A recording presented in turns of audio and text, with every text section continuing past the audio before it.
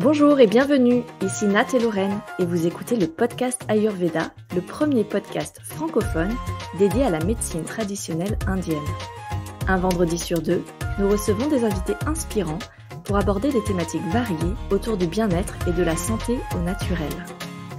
Notre objectif est de rendre l'Ayurveda accessible à tous, alors si ce podcast vous plaît, n'oubliez pas de nous soutenir avec 5 étoiles sur Apple Podcast ou sur votre plateforme d'écoute préférée.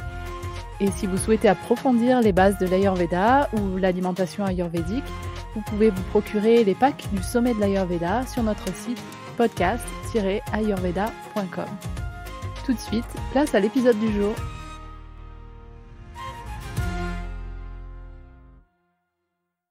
C'est certain, vous avez déjà entendu cette petite voix intérieure qu'on peut aussi appeler intuition, présence divine, soi supérieur.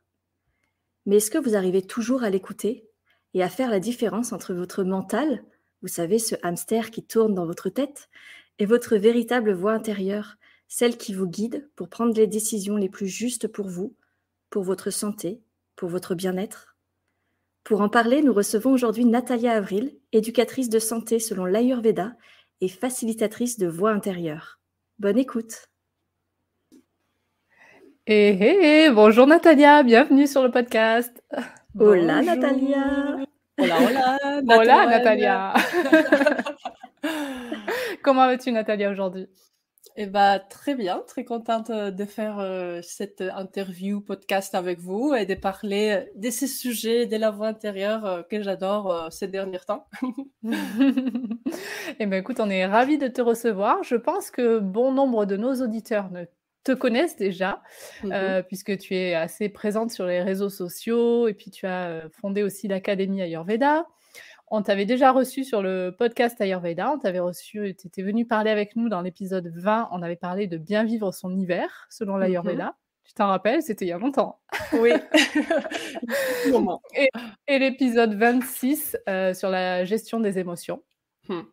Et entre-temps, tu as fait ton chemin toi aussi, et puis en plus de l'Ayurveda, tu as suivi en début d'année 2023 donc une formation qui s'appelle IVFT, Inner Voice Facilitator Training. Et tu accompagnes maintenant les personnes qui souhaitent écouter d'une façon plus profonde leur voix intérieure. Est-ce que tu peux juste nous dire qu'est-ce qui t'a amené à suivre cette formation? Qu'est-ce qui s'est passé? Comment tu as découvert ça? Je dirais que l'Ayurveda m'a petit à petit ramené à des aspects plus subtils. On peut dire qu'au début, comme pour beaucoup de personnes, peut-être c'est l'alimentation qui nous attire, après peut-être aussi les mentales, les émotions. Et petit à petit, on se rend compte qu'on a aussi une intuition. Et un jour, je suis tombée sur les podcasts de la femme qui propose cette formation IVFT que j'ai suivie, Bella Lively, où elle partage beaucoup son expérience de vivre presque à 100% en se laissant guider par son intuition. Je pense que si on parle en termes ayurvédiques, elle a beaucoup d'épithètes et du coup, dès qu'elle découvre un truc, elle va à fond. Voilà, elle a beaucoup aussi lu, appris par différents enseignants, etc. Et finalement aussi, elle a proposé cette formation. Elle propose pas mal de petites formations pour aider les gens à se connecter à leur intuition. Et elle propose aussi cette, entre guillemets, grosse formation pour pouvoir faire ça en tant que professionnel et d'accompagner les gens à mieux écouter leur intuition et pour, je dirais, avoir plus de paix et vivre plus heureux aussi. Donc voilà, disons que aussi, je dirais, après ma formation d'Ayurveda aussi que j'ai fini en 2020, je me suis formée pendant 2 ans au Jyotish, qui est l'astrologie védique, que je garde plus pour mes connaissances personnelles. C'est pas quelque chose que je propose en tant que service pour d'autres personnes. Et ça aussi, les Jyotish, ça touche beaucoup, comme vous savez, au corps astral, karmique, qu'est-ce qu'on est venu faire dans cette vie, on a des petits indices par-ci, par-là dans notre thème astral. Donc, je pense que ma formation ou mes formations en Jyotish m'ont aussi petit à petit ramené à ce sujet de l'intuition et de la voix intérieure. Ok, super, beau parcours pour en arriver là. On va peut-être commencer par définir un petit peu, en tout cas avoir toi ta vision, ta définition de ce qu'est ce terme que tu utilises pour l'intuition aussi et qui est peut-être un peu moins commun pour d'autres personnes, qui est la voix intérieure. Comment tu définirais ce concept de voix intérieure? Bon, j'ai imaginé que vous alliez me poser cette question, mais j'ai pas du tout réfléchi à la réponse. Mais j'ai réfléchi à une petite intro avant de dire la réponse que je vais donner. Et la petite intro, c'est que tout ce qui touche les subtils, c'est d'abord pas évident de l'expérimenter. Et même quand on l'expérimente, c'est pas évident de mettre des mots dessus. Donc voilà, chaque personne peut avoir sa propre définition, mais moi, je peux avoir une définition aujourd'hui et la changer demain. Alors, ce qui peut venir à moi maintenant, c'est cette partie à moi qui est toujours plein d'épée, plein d'amour, des sagesses, des légèretés, et qui, quand je me connecte à elle, eh ben, on peut dire que les problèmes de mon mental disparaissent parce que je vois la vie telle qu'elle et pas tant que ça sous les filtres du mental qui est assez pressant en 90% du temps, du moins pour moi.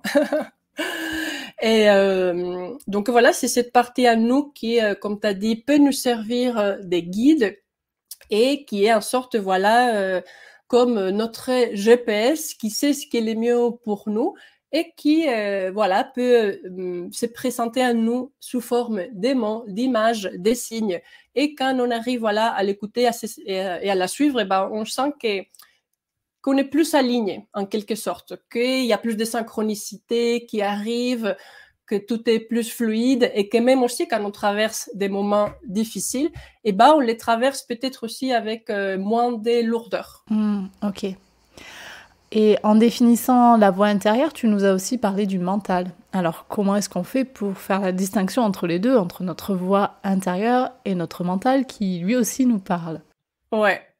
Alors, les mentales, en général, a plein de peurs et plein de doutes et veut toujours chercher une raison logique, on va dire.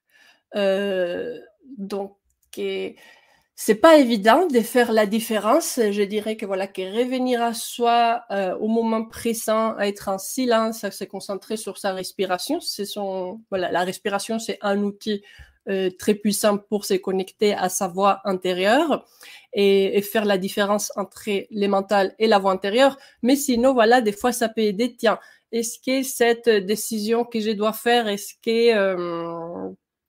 qu'elle vient d'un lieu lumineux ou est-ce qu'elle vient d'un lieu plus sombre, même si la décision que la voix intérieure nous amène à faire, par exemple, si on parle dans les cas d'une relation amoureuse, peut-être quitter un partenaire, bah, ça fait peur au mental.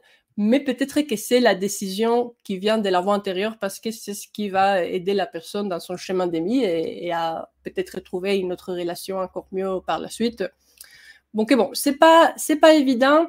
Ce qui est très intéressant, voilà, c'est d'essayer de petit à petit, le plus on se connecte à sa voix intérieure,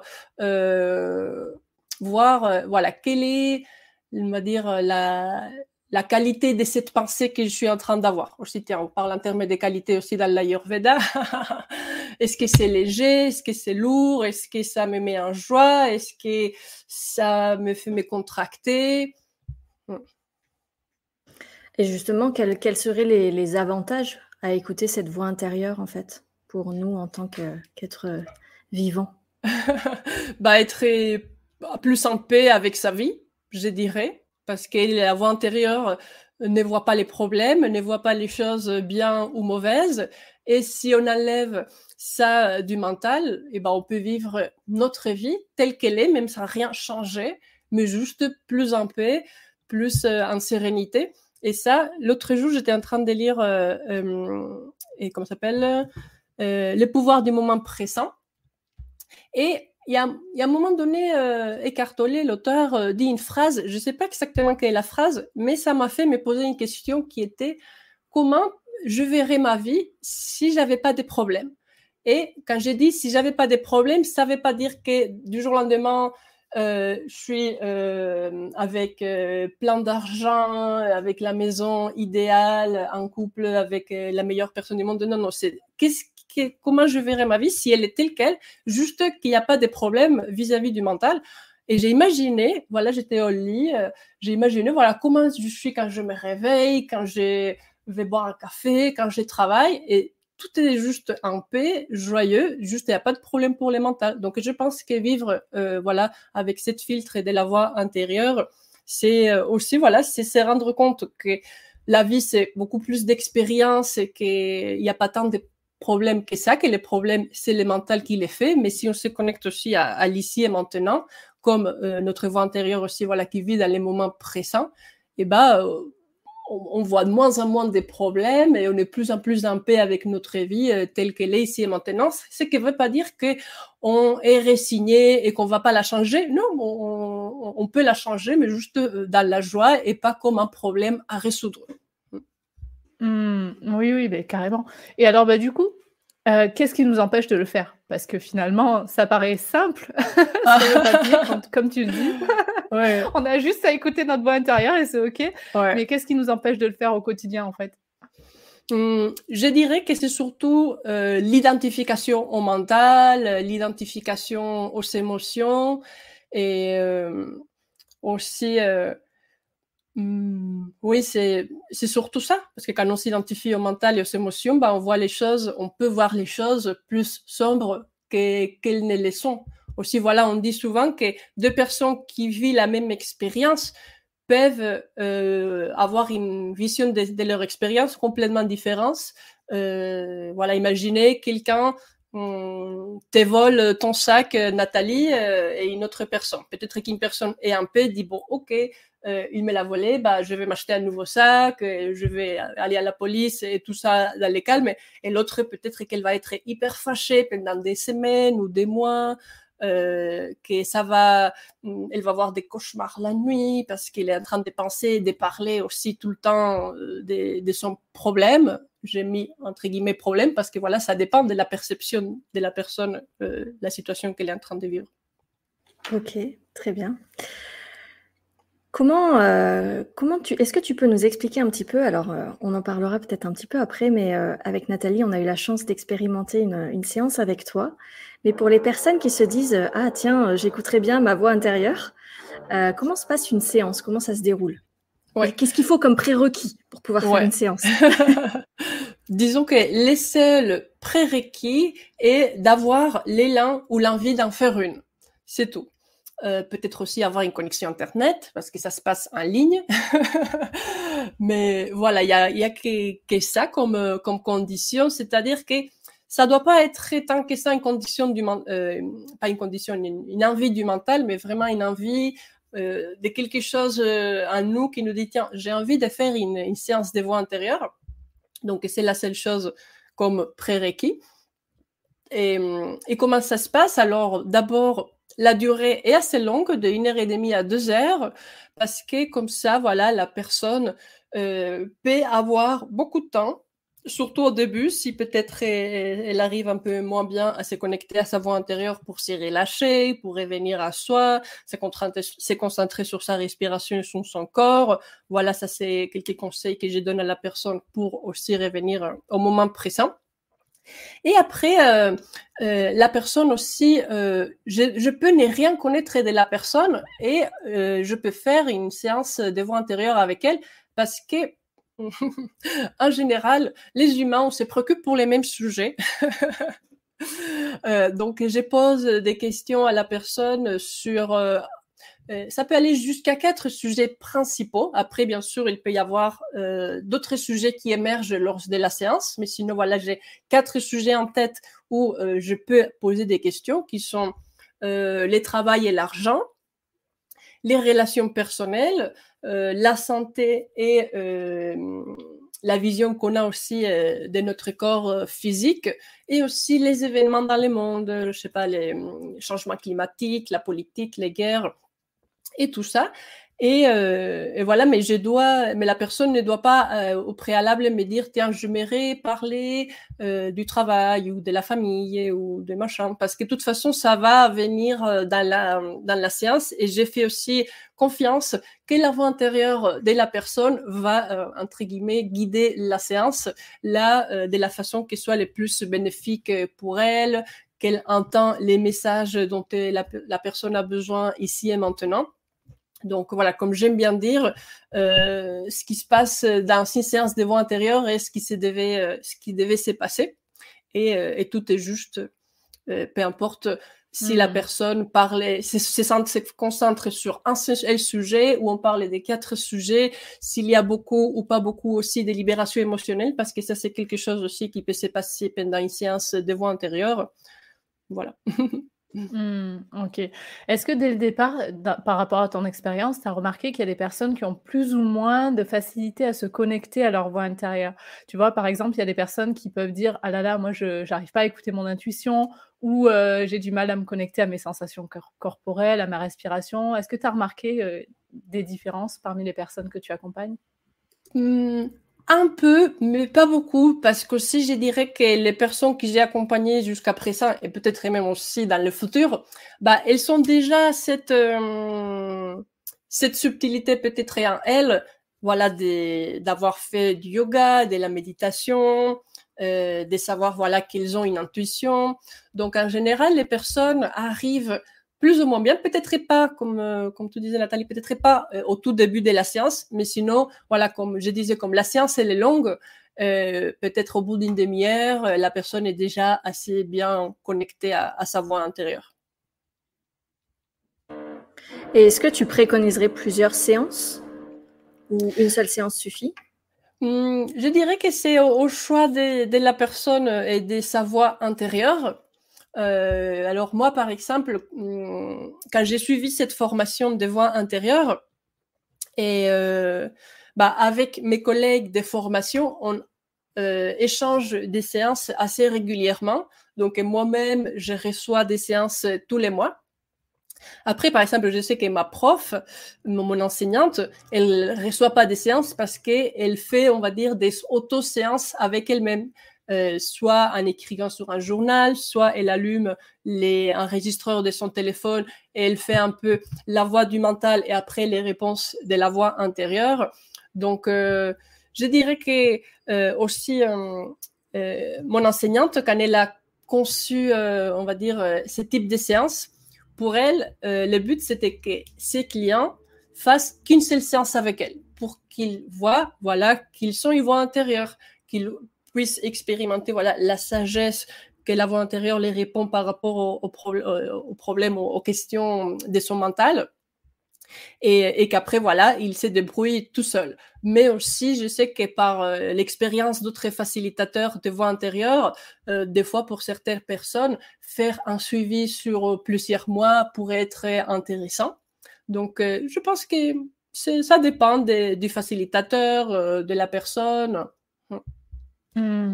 Ok. Tu as parlé tout à l'heure de libération émotionnelle qui peut se passer quand justement on se met à l'écoute de sa voix intérieure.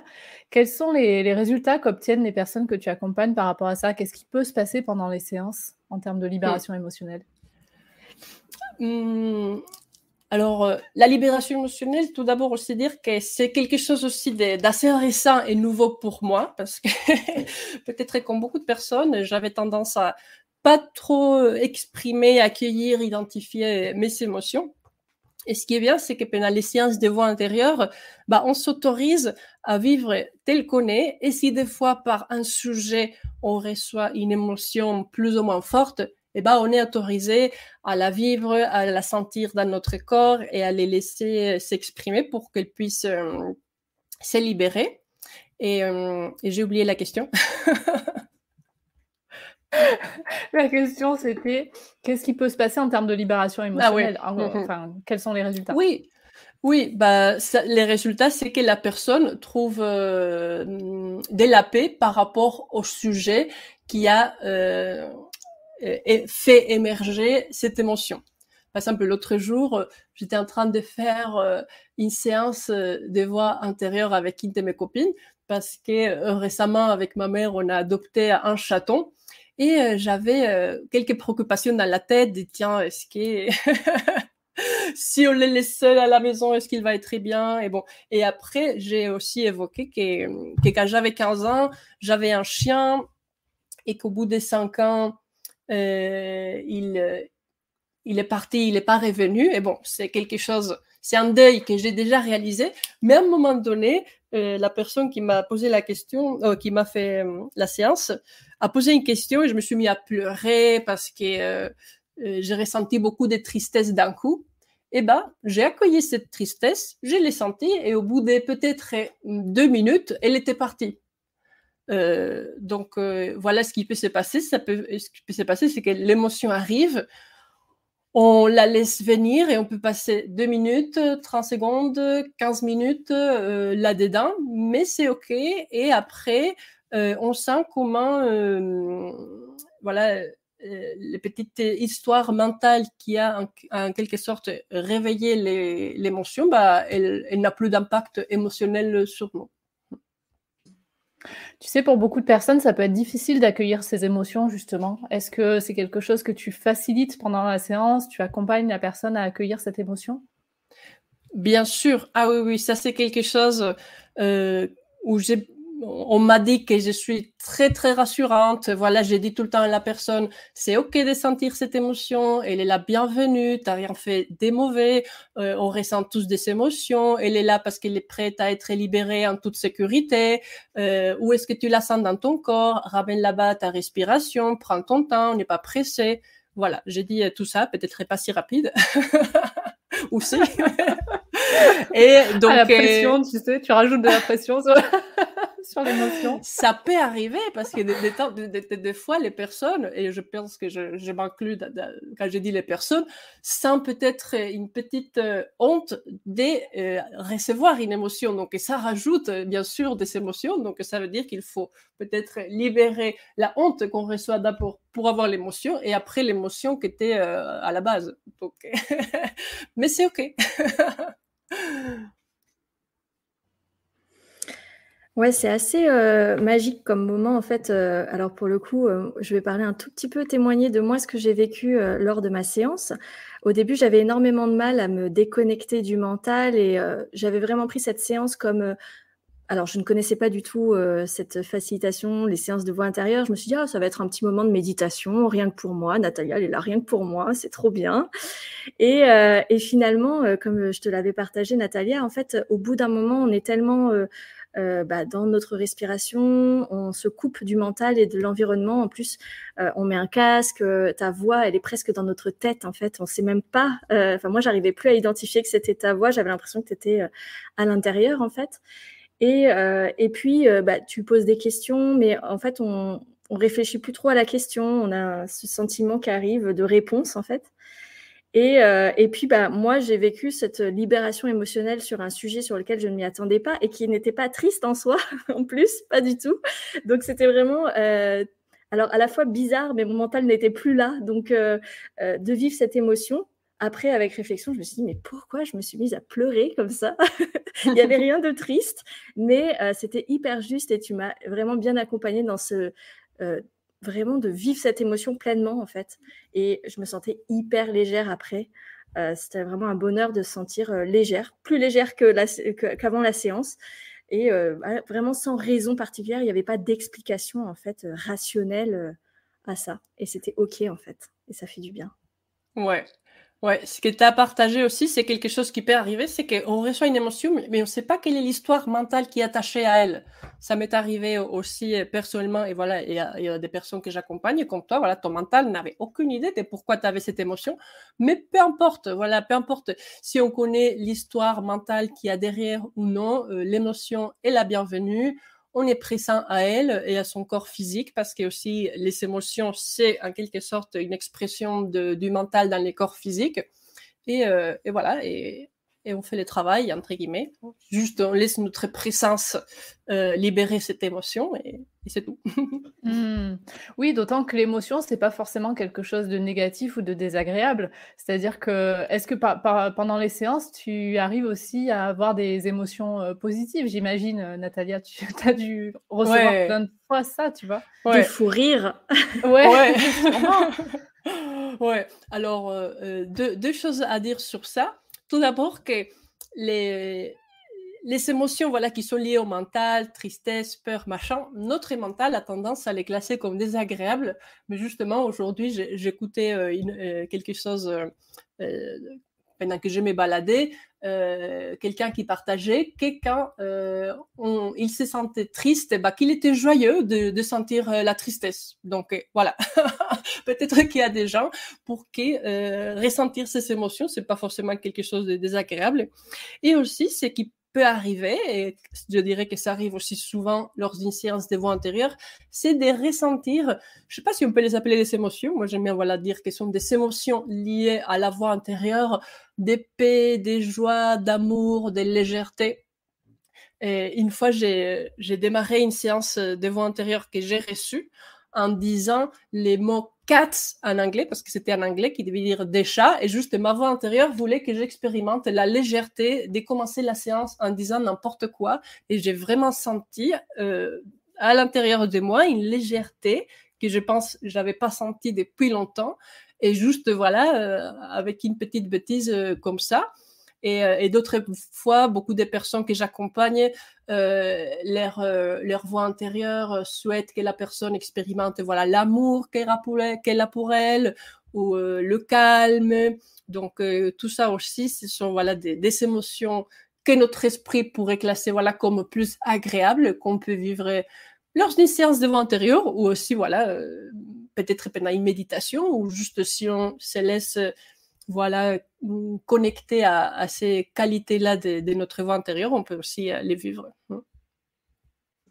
Excellent. Et on peut vivre plein de choses très agréables. Moi, c'est ce qui m'est arrivé lors de notre séance. Et il y a un truc qui m'a beaucoup surpris, enfin, j'ai trouvé ça très chouette, c'est que avant qu'on discute toutes les deux, Natalia, j'avais déjà pris une décision, on va dire, d'ordre professionnel, tu vois, avec mon mental. Et quand on en a parlé pendant la séance de voix intérieure, j'ai été agréablement surprise de constater que ma voix intérieure était d'accord, validée, la décision qui avait été prise par mon mental.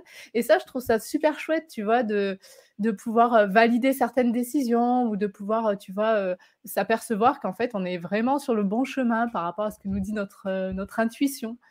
Et j'avais trouvé ça formidable. Est-ce que tu as expérimenté ça peut-être avec des personnes que tu as accompagnées, où le fait de se connecter à la voix intérieure aide à valider une décision, ou aide à se mettre sur le bon chemin?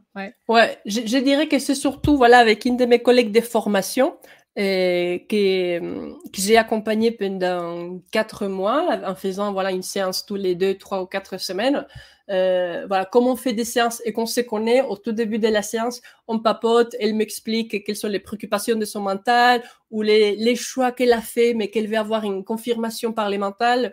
Et des fois, voilà, et bon, à chaque fois, toutes les préoccupations du mental sont parfaitement répondues pendant nos séances, qui en plus sont plus courtes. Peut-être que là, c'est 1 heure de séance. Et donc, oui, beaucoup de fois, c'est confirmé. Ou l'autre jour aussi, il y avait une infirmée. Est-ce que c'est le contraire, infirmée, de confirmer? Parce que, elle avait l'idée, comme elle vient aussi d'être très facilitatrice des voix intérieures, de créer un groupe WhatsApp avec les gens avec qui elle fait des séances. Parce qu'elle a vu, voilà, que d'autres professionnels aussi du milieu, des fois, créent des groupes Telegram ou machin. Et en fait, on a demandé à sa voix intérieure, et sa voix intérieure a dit non, pas ça. Excellent. Ouais. Donc, voilà, là, c'était une idée de son mental, mais qui n'a pas été confirmée par sa voix intérieure. Ouais. Et dans ce cas-là, est-ce que tu as des nouvelles de la personne, savoir si finalement elle a suivi son mental, ou si elle a suivi sa voix intérieure? Pour l'instant, non, parce que c'était aussi cette semaine qu'il y a eu cette anecdote, mais je pense pas qu'elle va le faire, non, parce que aussi elle a un travail à côté, et elle a commencé à faire ça, et sa voix intérieure était plus claire, assez claire Attends, qu'est-ce qu'elle avait dit sur ça? Peut-être que j'ai pas tout noté. Bon, elle avait dit, genre, que chaque personne qui l'accompagne, après, elle peut continuer son chemin. Et qu'il ne dépend pas d'elle. Et que s'ils ont besoin d'elle, bah, ils reviendront vers elle. Mais c'est pas elle qui doit faciliter, voilà, les lieux, WhatsApp ou physique, parce que si je lui demandais, tiens, voie antérieure, est-ce que tu aimerais faire des rencontres physiques avec ces personnes s'ils sont dans la même ville? Elle a dit non, chaque personne suit son chemin et ses besoins, ils reviendront avec elle. Donc je pense qu'elle va bien écouter sa voix intérieure et n'est rien forcer. Et en parlant de ça, c'est quelque chose que ma voix intérieure me dit tout le temps, ne force pas, ne force pas, ne force pas. Et d'ailleurs, Natalia, donc toi, tu proposes ces séances par visio, j'allais dire, mais on utilise uniquement l'audio. Oui. Est-ce que c'est des séances est-ce qu'il y a un bénéfice supplémentaire à le proposer également en présentiel ou pas du tout? Je pense pas, parce que j'ai l'impression que puisque la personne est dans son coin, on va dire, chez eux, il n'y a pas les micros, il y a les micros, il n'y a pas l'image, il n'y a pas la webcam. Je pense que ça facilite aussi que la personne se sent à l'aise, voilà, pas observée et tout ça. Des fois, et ça c'est surtout avec ma sœur, on a fait des mini-séances ou mini-interrogations de la voix intérieure si on était ensemble. Voilà, je dis, tiens, on s'assoit dans son banc et je lui posais quelques questions et on a enregistré avec les téléphones. Donc voilà, après elle veut écouter. Donc voilà, peut-être que si ça arrive, voilà, de façon, on va dire spontanée, pourquoi pas. Mais sinon, même quand je fais des séances avec ma sœur, je préfère qu'on le fasse par qu'elle soit chez elle, que moi je sois chez moi et sans image. Ouais. C'est vrai que quand on a fait la séance toutes les deux, bah, moi au début j'avais allumé ma webcam comme d'habitude, très habituée à la visio, puis tu m'as dit non, on met pas les caméras. Et effectivement, c'est vrai que, alors peut-être qu'il y a des personnes qui seront plus ou moins à l'aise de la laisser ou de l'enlever, mais c'est vrai que le fait de l'enlever, ça permet vraiment de se sentir tranquille, voilà, de ne pas se sentir observé, et c'est plus facile. Ouais. Et même moi, je m'étire tout le temps dans les séances, et comme j'ai la chaise qui tourne aussi, je bouge comme ça, mais je fermé de fond vert et je prends des notes. Donc moi-même, je préfère qu'on me regarde pas faire des mouvements bizarres, ou aussi, bon, vous avez peut-être remarqué ou pas que je baille beaucoup pendant les séances. C'est pas parce que je m'ennuie, c'est parce que je me relâche beaucoup. Donc aussi, peut-être que c'est pas très joli de voir ma tête quand je baille. Je suis sûre que tu es très belle même quand tu bailles, Natalia. C'est vrai. Je suis sûre que ma voix intérieure est d'accord avec toi. Moi, je suis très belle quand je pleure. Enfin, voilà, tout va bien. Voilà, c'est ça. Bon, super. On arrive tout doucement à la fin de cet épisode, Natalia. Est-ce qu'il y a encore quelque chose que tu veux partager ou un message que tu auras envie de passer à nos auditeurs? Alors, on va voir, parce que je me rappelle que Lorraine m'avait dit, si tu veux prendre des petites notes, et j'ai pris la semaine dernière des petites notes dans mon téléphone. Ah oui, je pense que c'était grâce, on va dire, à la séance que j'ai fait avec Lorraine. Quelque chose qui arrive souvent lors d'une séance de voix intérieure, et que la voix intérieure dit des choses dont le mental n'est pas du tout d'accord. Par exemple. Ah oui, je vois de quoi tu parles. Ouais. Par exemple, ça c'est pas quelque chose que tu avais dit, mais dans une autre séance, quelqu'un m'avait dit, voilà, tuer c'est mal. Je demandais voix intérieure, tuer c'est mal. Ou je demandais, est-ce que tuer c'est mal? Et la personne a dit, oui, c'est très mal de tuer. Et je sais, entre guillemets, bon, c'est parce que je sais, mais en général, pour la voix intérieure, il n'y a pas cette notion des bien ou des mal. Et donc, quand ça arrive, je pose beaucoup d'autres questions à la personne pour qu'elle puisse voir qu'elle se contredit et qu'au final, ces réponses-là viennent plus du mental. Et parce que ça peut être très choquant de voir que voilà, que tuer, c'est pas mal, que la voix intérieure nous aime de façon inconditionnelle, même si on va à la guerre, même si on tue d'autres personnes. Voilà, la voix intérieure de Hitler, je suis sûre que voilà, il l'aime inconditionnellement et que même notre voix intérieure l'aime inconditionnellement, mais tout ça, c'est très difficile de l'entendre sur des choses qui pour notre mental sont si horribles. Et pourtant, on a toujours entendu que Dieu est je sais pas si on dit bénévolent ou bienveillant, voilà, qu'il aime tous les êtres de la même façon. Mais quand c'est notre voix intérieure qui nous le dit, bah, des fois, c'est difficile à l'entendre. Et voilà, je dirais que le plus on se connecte à notre voix intérieure, le plus on prend des reculs par rapport à ce que notre mental pense que c'est bien ou c'est mal. Et qu'au final, voilà, il y a beaucoup d'écrits et que l'important est d'accepter, voilà, la vie telle qu'elle est. Aussi, ma voix intérieure me dit beaucoup n'est pas jugé ou choses comme ça. Donc, je ne sais pas si Lorraine, tu as quelque chose à dire par rapport à ton expérience à ce sujet. Bah, en fait, moi, là, ça avait réveillé mon mental sur cette partie-là et c'était très bizarre parce que c'était vraiment en fin de séance et donc, du coup, j'étais dans mon cocon de sérénité plus légère après ma libération émotionnelle et puis d'un seul coup, oui, tu me demandes si les guerres, c'est mal. Bien sûr, les guerres, c'est mal. Et là, du coup, mon mental était là, mais oui, mais dis-le, voix intérieure, que c'est mal. Et là, c'était une grosse confrontation et du coup, j'étais complètement perdue parce que je sentais vraiment, oui, alors, je dirais peut-être deux flux d'informations, tu vois, qui se choquaient en fait. Et j'ai mis du temps à me reconnecter à cette voix intérieure et à respirer et à accepter en fait que mon mental se taise et que ma voix intérieure laisse les choses telles qu'elles sont. Excellent. Merci pour ton partage, Lorraine. J'adore.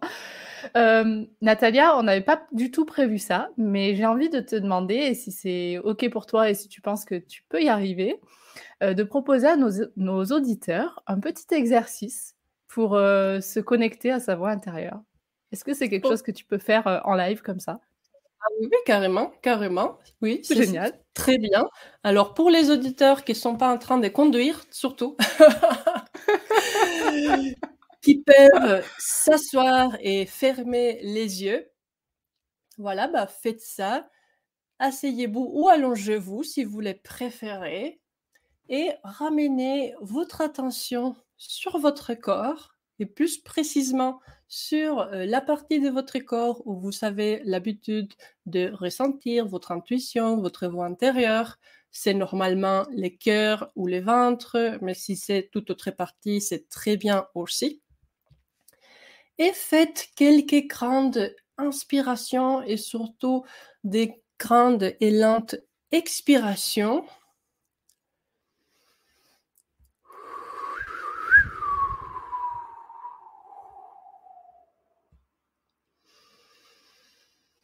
Ramenez également voilà, votre attention vers les lentes expirations.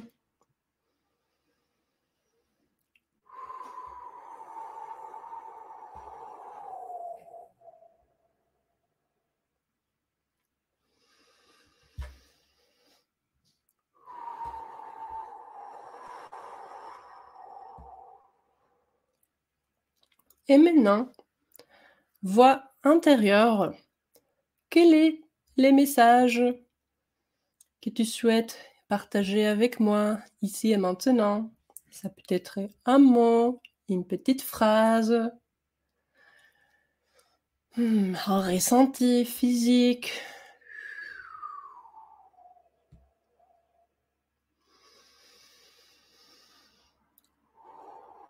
Laissez cette réponse émerger. Quand on se connecte à notre intuition, à notre voix intérieure, c'est parce que notre corps physique, notre mental est relâché. C'est pas un effort mental, juste laisser la réponse venir.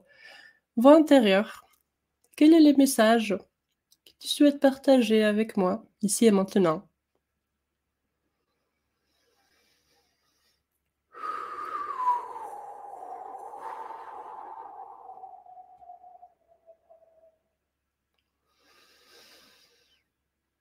S'il y a quelque chose qui vient, accueillez-le. Si vous souhaitez continuer cet échange avec votre voix intérieure, vous pouvez demander plus de précisions. Qu'est-ce que ça, ces mots, cette phrase, ces ressentir veut dire ou pourquoi? Voilà, je vous laisse libre à vous. Si vous souhaitez continuer un petit échange entre votre mental et votre voix intérieure. Et merci, voix intérieure, d'être là pour nous. Voilà. Merci Natalia. Pour ceux qui ont envie de continuer l'échange avec la voix intérieure, vous pouvez mettre le podcast sur pause et revenir plus tard. Excellent. Merci beaucoup Natalia pour tout ça. Merci d'avoir proposé cette petite guidance improvisée des connexions à sa voix intérieure. J'espère que les gens ont reçu des messages qui pourront les aider dans leur journée, dans leur chemin de vie, à prendre une décision ou juste à profiter un peu plus de leur vie. Excellent. Eh bien, écoute, on arrive tout doucement à la fin de l'épisode. Je crois que j'ai déjà dit ça il y a un petit moment. Oui, mais c'est ta voix intérieure qui le dit là. Là, c'est la vraie. On a des questions rituelles. Est-ce que tu es prête ? Ah oui, allez. Alors, notre première question, c'est quel est ton rituel préféré en ce moment ? Mon rituel préféré, alors, je sais ce que je vais répondre, c'est de caresser mon nouveau petit chaton. Surtout quand il ronronne. Voilà. Un super rituel qui détend. Ouais. Je ne sais pas si vous l'avez vu, il est rentré tout à l'heure. Il s'est mis sur le lit et là, il est parti. Ah non, regardez, il est derrière. Hop. Oh. Trop chaud. Il veut participer au podcast. Voilà. Est-ce que tu peux nous dire quels sont tes projets pour les semaines, les mois à venir ? Oui. De ne rien faire. Non, je rigole. Alors, c'est ta voix intérieure qui dit ça ? Je sais pas, c'est un mélange des deux. Alors, je sais pas quand ce podcast va être publié, mais en tout cas, jusqu'au 15 juillet, je propose des séances de voix intérieure. Après, je vais faire une pause pour sûrement les proposer à nouveau en septembre. Comme j'ai mis sur mon site internet, je vérifierai avec ma voix intérieure à ce moment-là. Et là, en fait, pendant 6 semaines, je vais partir dans un centre de méditation, faire un bénévolat. Donc voilà pour mes projets pour les semaines là à venir dans les courts termes. Et sinon pour septembre, rouvrir aussi une nouvelle promo de l'Académie Ayurveda et continuer à partager des choses sur l'Ayurveda et la voix intérieure et tout ça pour les projets à venir. Ça sera autour de tout ça. Ok, très bien. Eh ben, on te souhaite plein de belles choses pour tout ça. Merci et notre dernière question, c'est l'instant de gratitude. Qui aimerais-tu remercier ou de manière plus globale, qu'est-ce que tu aimerais remercier ? À ce moment, je ne sais pas si on vous a déjà dit ça, mais je vous remercie vous pour avoir créé les podcasts, pour avoir accepté de jouer les jeux et faire les séances de voix intérieure avec moi. Et parce que j'adore faire ça en ces moments et ça m'a fait beaucoup de plaisir de vous accompagner pour ces moments et maintenant également pour parler de ça. Donc, je vous remercie vous. Nous, on te remercie toi, Natalia, de nous avoir proposé de faire découvrir les séances de voix intérieure à nos auditeurs pour leur ouvrir encore de nouveaux champs des possibles et de nous avoir permis de tester ça aussi pour nous. Donc, merci, un grand merci à toi. Merci à vous. Un grand merci, Natalia. On mettra bien sûr dans les notes de l'épisode tous les liens pour pouvoir te retrouver. Donc, pour les personnes qui veulent réserver une séance avec toi, si tu les reprends en septembre, alors il faudra cliquer en bas dans les notes de l'épisode. Et sinon, envoyez-moi aussi un email et je suis sûre qu'on pourra organiser quelque chose. Très bien. Eh bien, on te dit à très bientôt, Natalia. Bel été. À très bientôt. À très bientôt. Bye. Merci d'avoir écouté cet épisode. Et s'il vous a plu, venez nous le dire avec une note 5 étoiles et un commentaire sur votre plateforme d'écoute ou sur nos comptes Instagram et Facebook, Podcast Ayurveda. Et pour aller plus loin, nous vous invitons à découvrir les packs du Sommet de l'Ayurveda qui contiennent des dizaines de contenus vidéo, audio et PDF qui sont disponibles sur notre site internet podcast-ayurveda.com. Rendez-vous dans 15 jours pour un nouvel épisode.